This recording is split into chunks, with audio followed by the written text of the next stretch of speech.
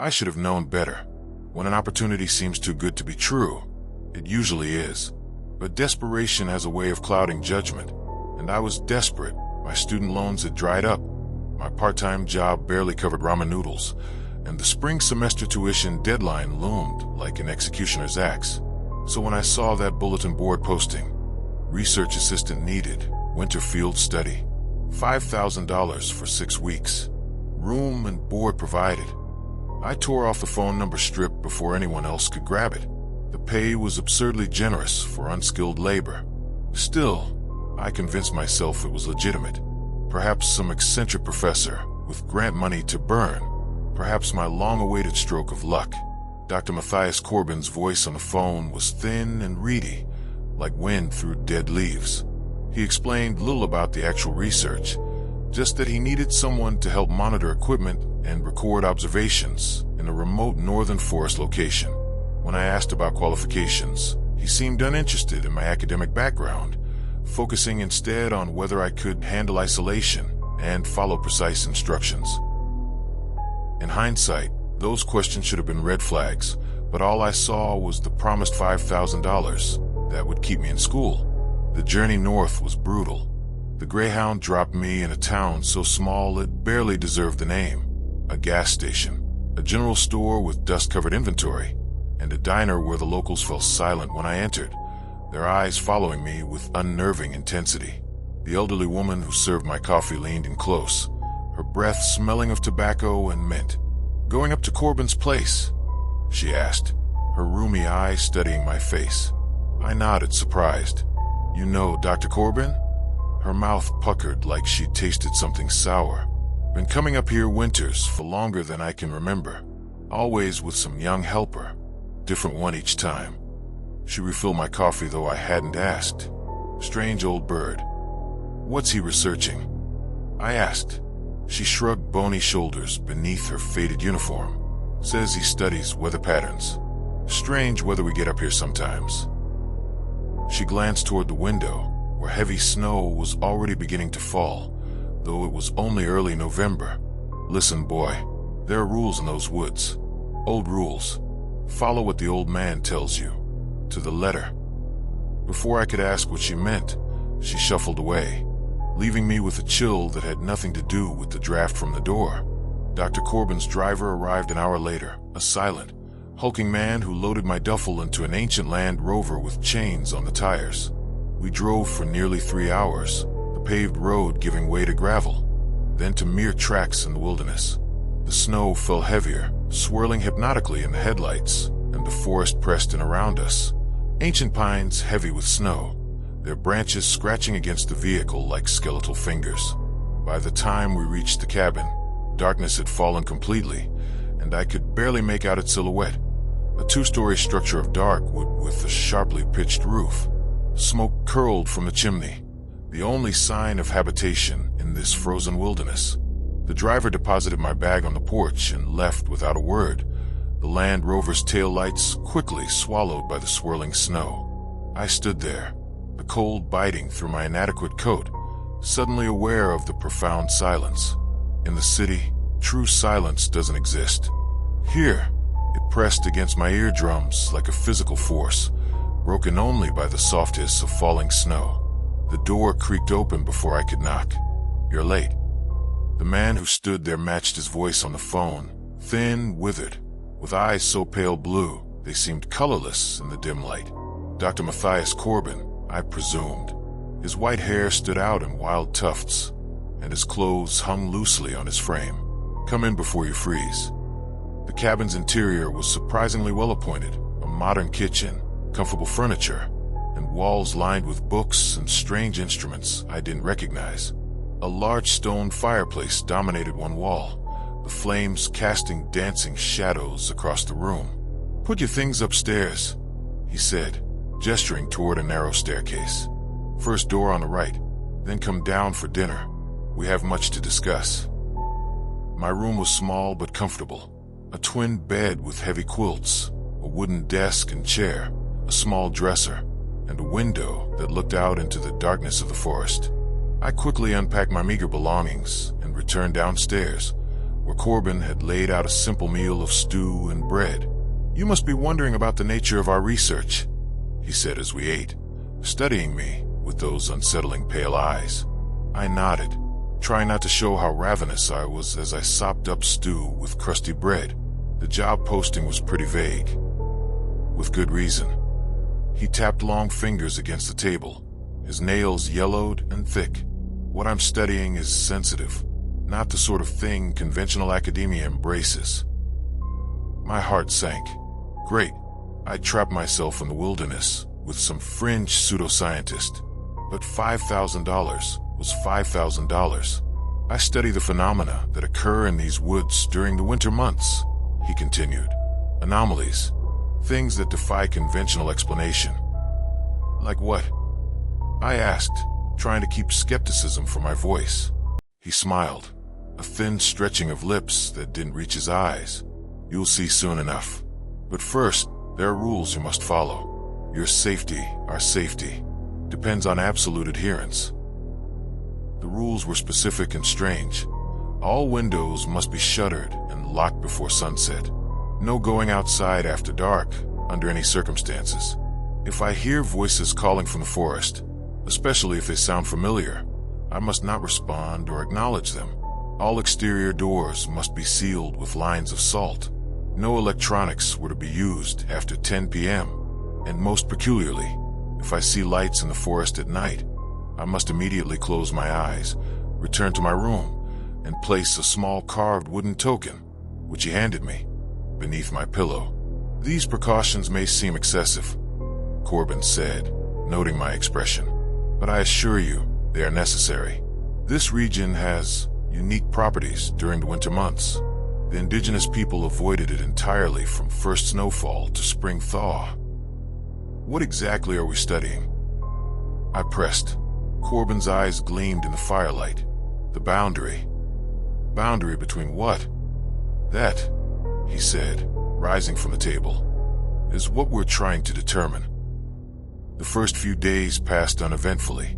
My duties were simple: check the strange instruments Korbin had placed around the property, and record their readings in a leather-bound journal, collect snow samples from designated locations, and assist with various small tasks around the cabin.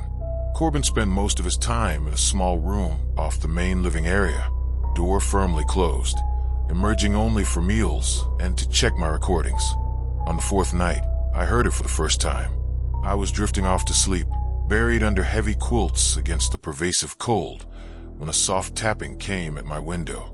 At first, I thought it was a branch, but the rhythm was too deliberate. Tap, tap, tap, pause, tap, tap, tap. Remembering Korbin's rules, I remained in bed, staring at the darkened glass.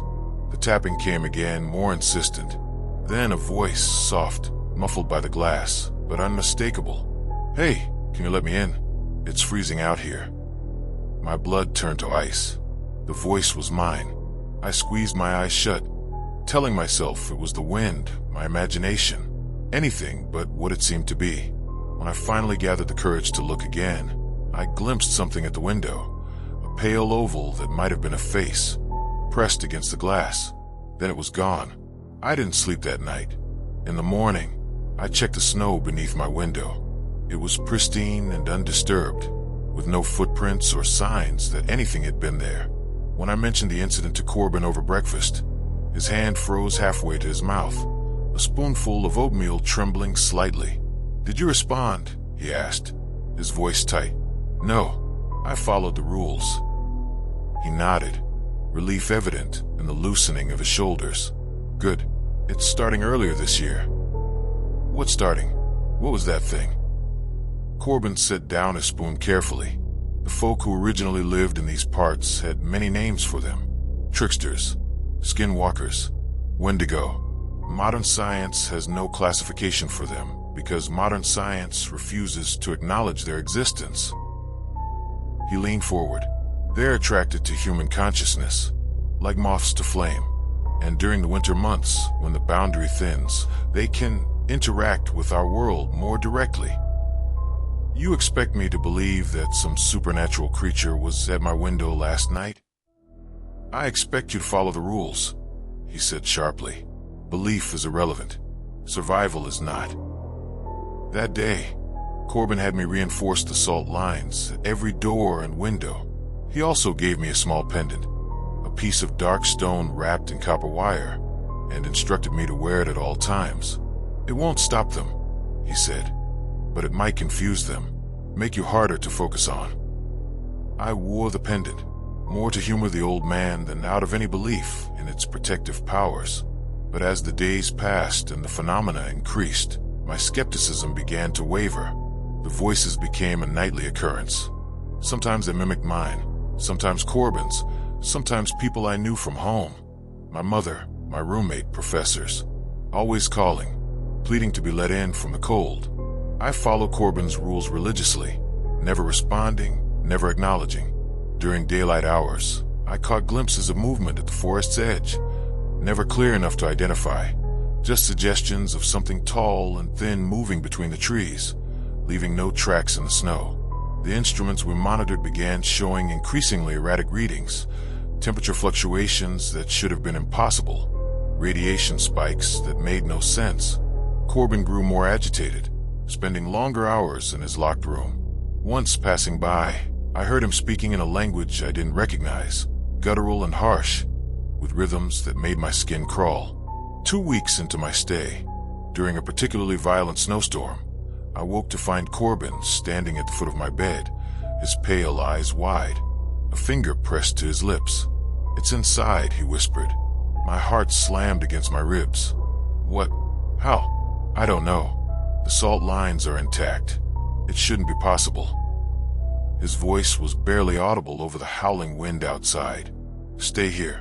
Do not make a sound. I'll deal with it." He slipped from the room before I could protest, pulling the door closed behind him. I lay frozen in terror, straining to hear over the storm. At first, nothing. Then, a sound from downstairs, with creaking under weight, the distinct cadence of footsteps that were trying too hard to sound human. A soft thump. Silence. Minutes stretched like hours. I clutched the wooden token Korbin had given me, its edges biting into my palm. The rational part of my brain, the part that had been educated in physics and biology, that believed in a logical universe, was rapidly losing ground to primal fear. When the knock came at my bedroom door, soft but insistent, I nearly screamed. "Are you awake?" Korbin's voice, but something in its inflection was wrong, too precise, like someone reading from a script phonetically. I remained silent, remembering the rules. No response. "I've taken care of the problem," the voice continued. "You can come out now." Still, I said nothing, cold sweat soaking into my shirt. A pause, then lower, no longer attempting to sound like Korbin. "I know you're awake. I can hear your heart beating." The door handle began to turn, slowly. I watched, paralyzed, as it rotated inch by inch. Then, from downstairs, a shout, Korbin's voice, genuine this time, filled with authority and rage, words in that same guttural language I'd heard before. The door handle stopped moving. A sound came from the other side, not human, not animal, but something between a hiss and the cracking of ice. Then footsteps, retreating, fast and irregular, no longer pretending to be human. Silence fell again, broken only by the storm. I must have passed out from fear, because the next thing I knew, weak morning light was filtering through my window. The storm had passed. I crept downstairs, token clutched in my hand like a weapon. Korbin sat at the kitchen table, looking a decade older than the night before. A dark bruise spread across his left cheekbone, and his right hand was wrapped in a blood-stained cloth. "It's getting bolder," he said without preamble. "The boundary is thinning faster than I've ever seen." "What was that thing?" My voice shook. "An opportunist. A predator. It wants what all predators want."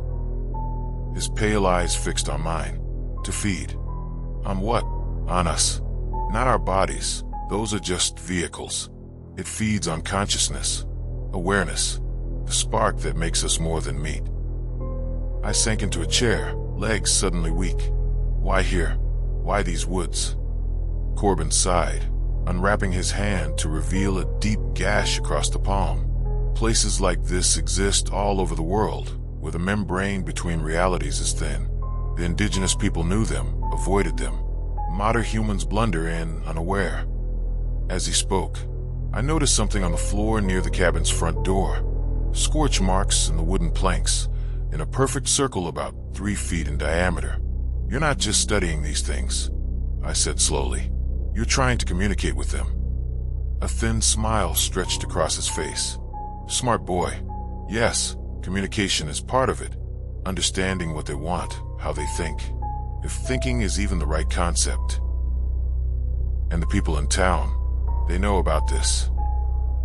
They know enough to be wary. Their ancestors passed down warnings, rituals of protection. Most have forgotten why they performed them, but they maintain the traditions nonetheless. He stood, wincing at some hidden pain. The situation has escalated.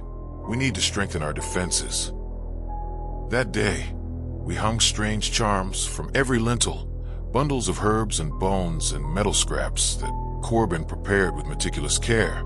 He drew symbols on the walls with a mixture of ash and his own blood, muttering under his breath as he worked. I was beyond questioning now, beyond skepticism. I'd heard that thing's voice, felt its presence behind my door. "Tonight will be difficult," Korbin warned as sunset approached. "It's found a way past the first barriers. It's learning. What happens if it gets in? Really gets in?" Korbin's pale eyes met mine. "Then it takes what it wants." That night remains fragmented in my memory, like shards of a broken mirror, each piece razor-sharp but incomplete.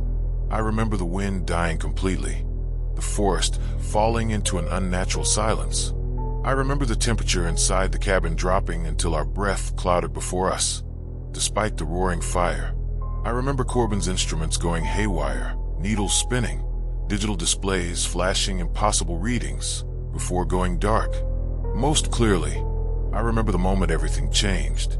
We were in the main room, Korbin checking and rechecking the salt lines at each entry point, when every window in the cabin shattered simultaneously. Glass exploded inward, and with it came the cold. Not the natural winter cold, but something deeper, primeval. The cold of empty space and eternal darkness. Korbin shouted for me to run to the basement. Apparently there was a basement, to a room prepared for such emergencies.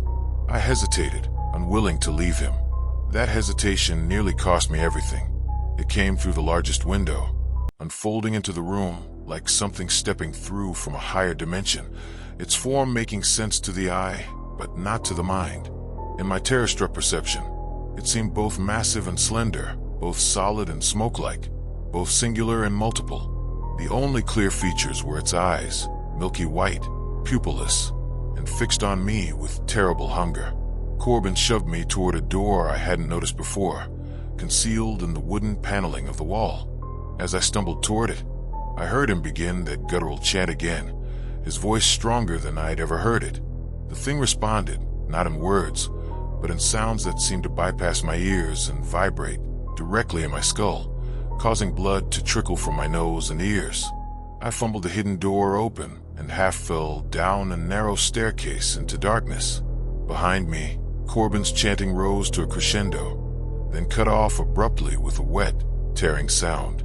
The basement room was small, circular, its walls covered in the same symbols Korbin had drawn upstairs. A single lantern provided dim light. I slammed the door shut and threw the heavy iron bolt, then collapsed against the wall, blood still trickling from my nose, ears ringing. Above me, chaos ensued. Crashing, splintering, the sounds of destruction. Then a heavy thump directly above, something landing on the floor over my head. Silence. Tap, tap, tap. It was testing the ceiling, searching. "I know you're there."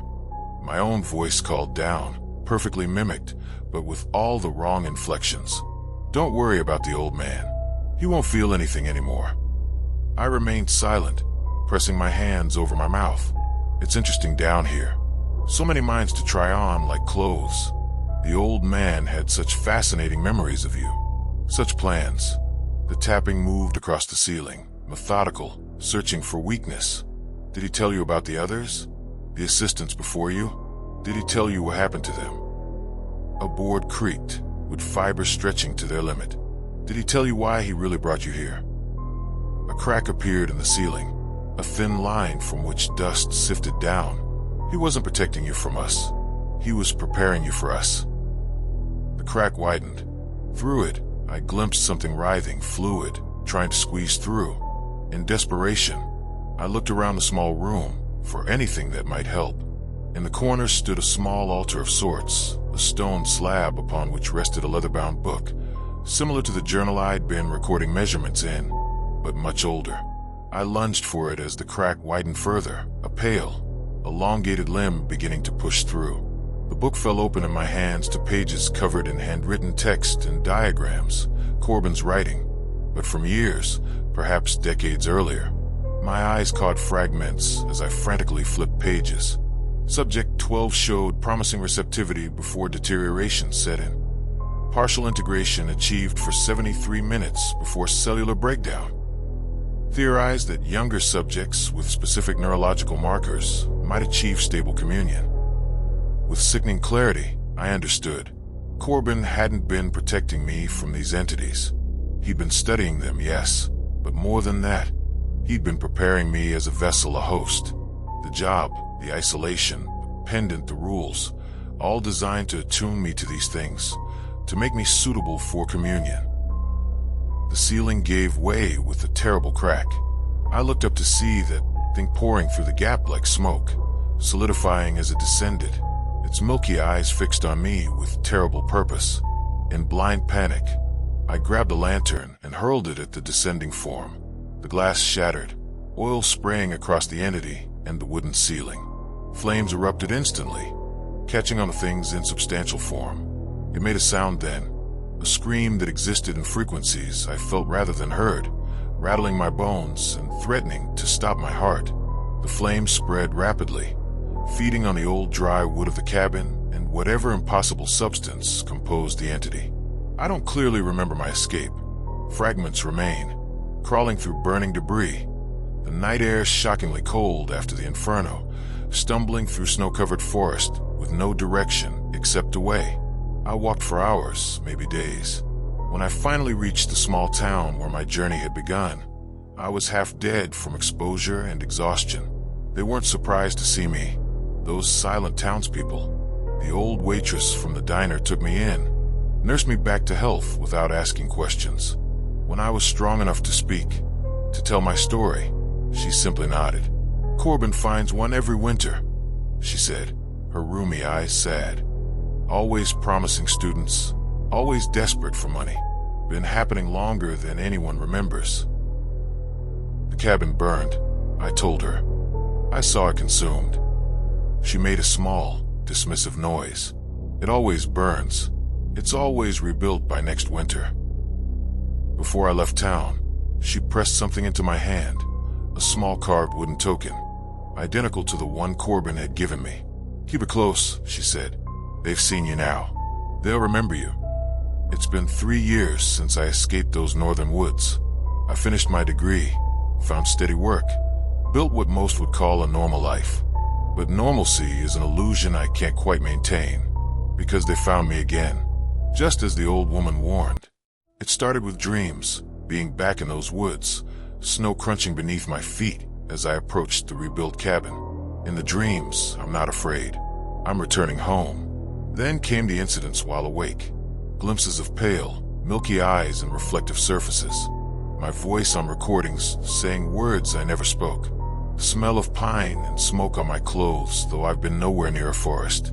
Last week, I found a journal on my desk that I didn't put there, leather-bound, filled with measurements and observations in my handwriting, though I have no memory of recording them. And now, as winter approaches again, I feel the pull. North, to the woods, to the cabin that I know has been rebuilt, waiting for me. Part of me wants to resist, to run somewhere warm and bright and crowded, where ancient things can't reach me. But a growing part, the part that dreams of the cabin, that writes in the journal without my conscious knowledge, wants to return, to complete what was started, to achieve what Korbin called communion. Sometimes, when I'm alone in the dark, I hear tapping at my window. Tap, tap, tap. In my own voice, calling to be let in. Sometimes I catch myself answering. Dear listener, thank you for staying with me until the end of this story. Make sure to subscribe to my channel. Many more terrifying, mysterious, and thrilling stories are coming soon. See you again very soon.